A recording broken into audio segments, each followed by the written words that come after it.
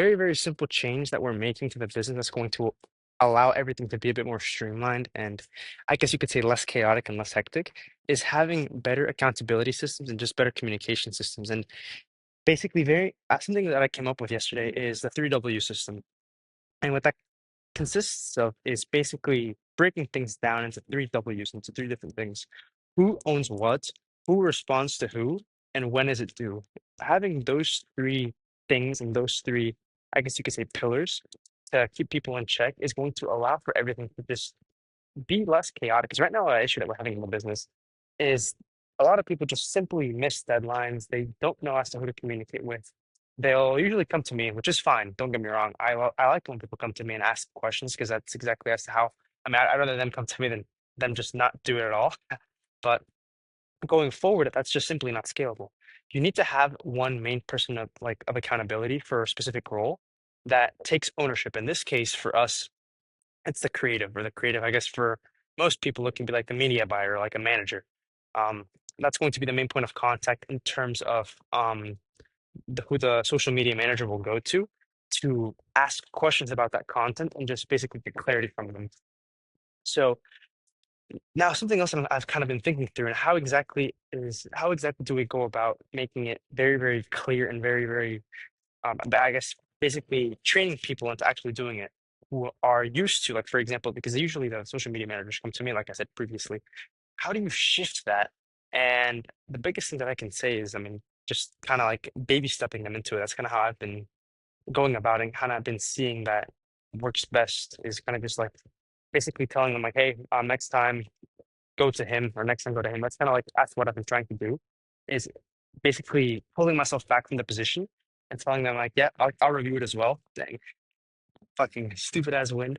Kind of like going from like instead of coming to me, ask this person as well. Like I'll review it, but make sure to ask and this electrician like Jan, who's like the head creative, like ask him as well.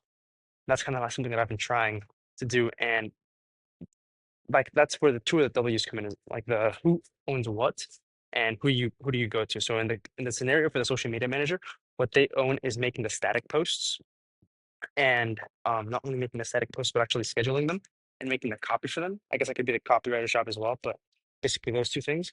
And who do you go to? That being the creative for for the channel or for the clients that you're doing it for. So that's exactly that's who you go to. And when does it due? That's something that we're still working on. For the most part, we want to do it every Monday and Friday.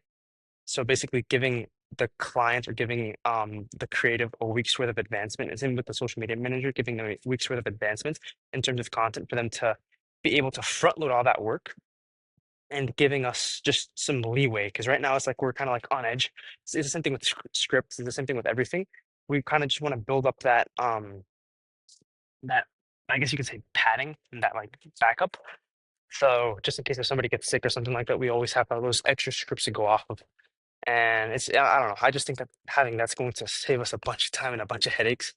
Um, and not only that, that's like one portion that I think is a pretty low hanging fruit that's going to allow for us to scale substantially is just having better accountability systems and better communications amongst everyone.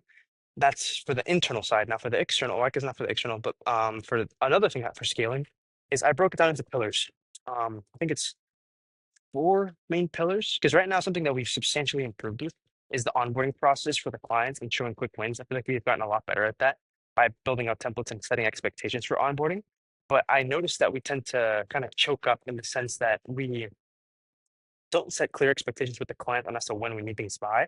And like if we don't have it by then we can't continue. And we like not like we can't continue with the work, but it's a bottleneck and it fucks us with our work and basically setting very clear expectations with the clients going forward. And on top of that, basically kind of giving everybody a very streamlined system as to what they need to do week to week, um, which technically is what I tried to implement with the onboarding, kind of like going hand in hand. But I feel like I should probably divide them. Like one process is simply just for onboarding. These are the onboarding tasks that they need to do, and making a different process and a different part and a different segment on as tasks that are recurring and you need to do like all the time. So those are two things that I kind of am starting to diversify. The one of the pillars being recurring deliverables and basically being able to systematize that process and being able to streamline that a little bit better. Just I think that's where the communication is going to help a lot, not only internally but externally as well with the clients' teams. And another thing is our hiring process. Our hiring process is being it's already being worked on. It's already being improved. I think we have a pretty good understanding as to what we want to do. I think Josh basically did a fantastic job on kind of scoping that out. Now we're going to have one of our developers build it out, and it's pretty simple. It's going to go from a job board ad, organic post into a Loom video.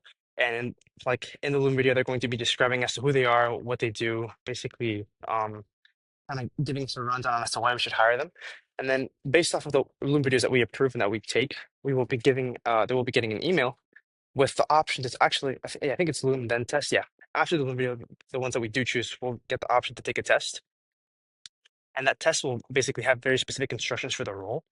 And based off of the people who score an A rank, because we're also ranking people, like from S rank all the way to I think not F rank, I think it's all the way to C rank or D rank.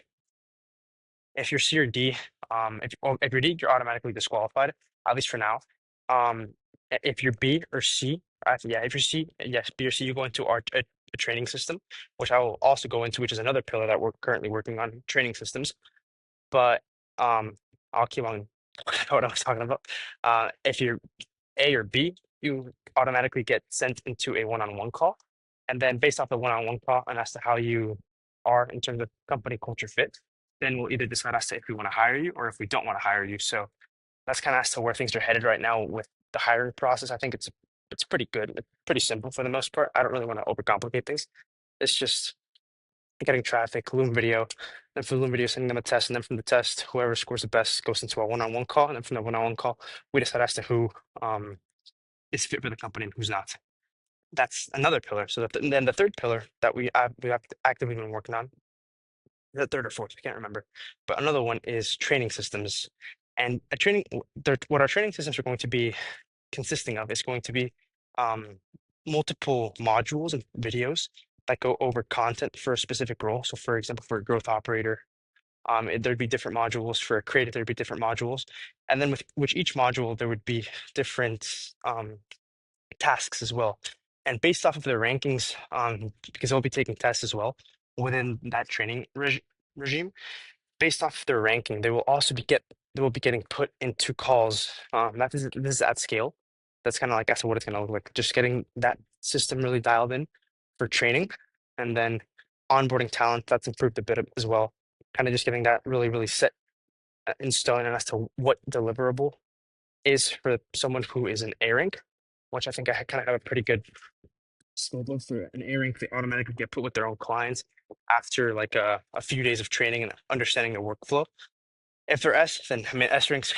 If they're S rank, that means they're on par with our best, if not better than our best creatives and our best growth operators. So that automatically puts them like at the very top. So I mean that's exactly who we want. But yeah, for A ranks, everyone goes through an onboarding process, and based off of the ranking, it depends on as to how long they stay in that onboarding or that training process, and then they get put into a client with a client, or they get chosen to take longer or basically have like more calls and more training to understand the workflows better until we feel like they're fit to service the client. And usually we don't put anyone who's under an A rank with a client. At least that's kind of like going forward. And then having all of those pillars under one main bubble, which the bubble is gamification, gamifying the entire process and making it all fun. So still building all that out, but that's kind of like a broad overview on as to where everything's headed. I definitely missed out a few parts and kind of video was kind of all over the place, but that's kind of like as to what we're looking at right now. Just different pillars, different systems that we need to kind of compartmentalize, and having all those pillars under one roof. And that roof would be the gamification that allows for everything to kind of come together and allows for it to be fun. And yeah, it's kind of where we're at. Yeah, it's a lot in this video, but things are looking good.